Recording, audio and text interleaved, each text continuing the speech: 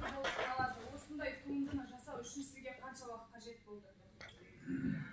Бірінші 97-1 қаңтардан бастап 3 айға жариялама, 3 айға жариялама. Онда бір 15 күннен кейін Қызылордада тудым ben.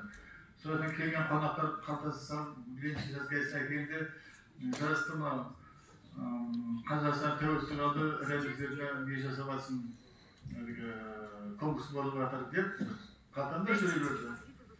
Ал сол кезде мен Самарқанд қаласының несін проектстрой дейді, солардың несін басшысы. Самарқанд қаласында 17 жыл жұмыс істедім, сол жерде. Мен осы атымен Самарқанд қаласында құрылатын тұғым.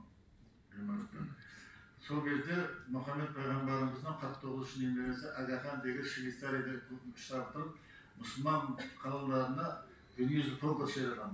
Мен сол конкурсқа қатысып сол жылдарда. Соны қойып, кейін мынау тыныс берме, сен неге сен жақсы жерде жүріп? Бармады мақалдар, онша жақсы мақалдар емес, енді бірақ ер адамдар намысына тиеді мақалдар.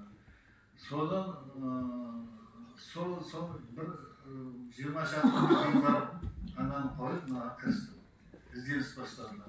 Өйткені логотип, значок, белгілер бар дүниесінде. Бірақ герб деген